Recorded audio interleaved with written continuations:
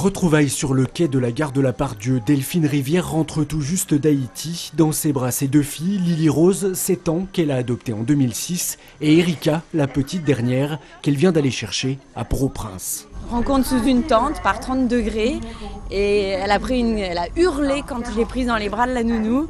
Et puis au bout de 10 minutes d'hurlement, ça s'est calmé. Et depuis là, scotché à moi. Scotché à moi, un vrai koala. Ce moment, Delphine Rivière l'a attendu exactement pendant 18 mois. Elle était candidate à l'adoption avant le tremblement de terre. Depuis, toute la famille a donc suivi les événements avec angoisse. Aujourd'hui, soulagement donc et rancœur contre la lenteur des démarches administratives. Avec le tremblement de terre, tout s'est arrêté à Haïti. Et puis après, le gouvernement français n'a pas agi comme on souhaitait. Comme la petite Erika, 114 enfants haïtiens sont arrivés aujourd'hui en France. Ils ont tous été examinés par des pédiatres. Aucun cas de choléra n'a été détecté. C'était la grande inquiétude de toutes les familles. Depuis octobre, le centre hospitalier Lyon-Sud de Pierre-Bénite héberge un nouveau planning familial. Un lieu d'accueil et d'écoute, les consultations ont d'ores et déjà commencé. Cet après-midi, ce couple d'origine kosovare est venu demander quelques conseils. Il y a des sages-femmes qui nous aident, on explique, ils nous donnent des renseignements pour aller ordonnance, tout ça. Si une femme elle est un peu fatiguée, qu'elle doit se reposer, et voilà, après si elle a mal à la tête, c'est normal parce qu'elle est enceinte. Ce nouveau centre d'éducation et de planification familiale est situé en plein cœur de l'hôpital. Un avantage donc pour rediriger les personnes directement vers les services adaptés. Nous sommes dans un hôpital dans lequel se pratiquent des IVG, donc peut-être qu'on peut être aussi un relais à ce service. Des femmes qui ont recours à l'IVG auront des facilités à venir ensuite sur notre centre puisqu'il y aura la proximité du lieu. Une occasion aussi pour les habitants des communes voisines de bénéficier d'un service plus rapproché.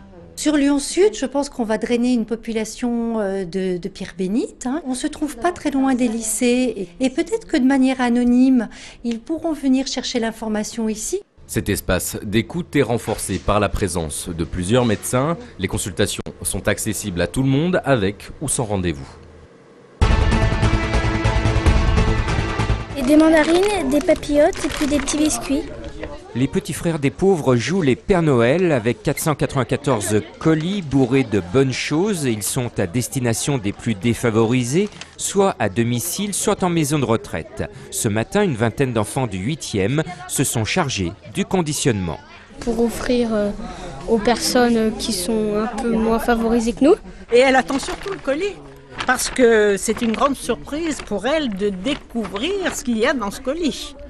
Et les porter à une personne seule au moment des fêtes sur Lyon, Villeurbanne, Vaux-en-Velin, Vénissieux, Grenoble. Champagne, foie gras et même une petite plante apportent un air de fête aux bénéficiaires. Un cadeau fait toujours plaisir. Il y a des gâteaux, il y a du thé, il y a... Merci les petits frères. Ces colis seront distribués par des bénévoles le 24 décembre. D'autres défavorisés partageront le repas de Noël des petits frères des pauvres le 25 dès midi à Vénissieux. Une nouvelle désillusion pour les Villeurbanais éliminés de l'Eurocoupe mardi soir, malgré leur victoire à domicile face aux Serbes de Versace 81-80 pour le compte de la 6e et dernière journée du groupe B. La donne était simple, pour accéder au top 16, il fallait s'imposer de 4 points minimum. Longtemps, l'Asvel a eu la qualification entre ses mains, menant même de 14 points dans le 3e quart. Et même à 33 secondes de la fin, les hommes de Nordin Grib sont encore en avance de 5 points.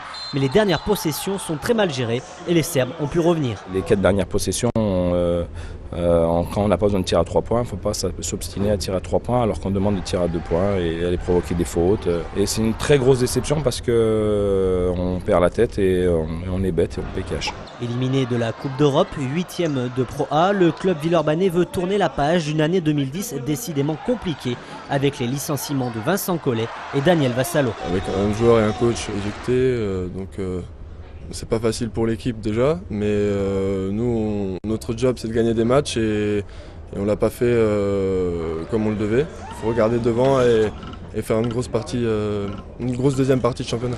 C'est l'heure des vacances, reprise officielle le 2 janvier avec un déplacement au Havre.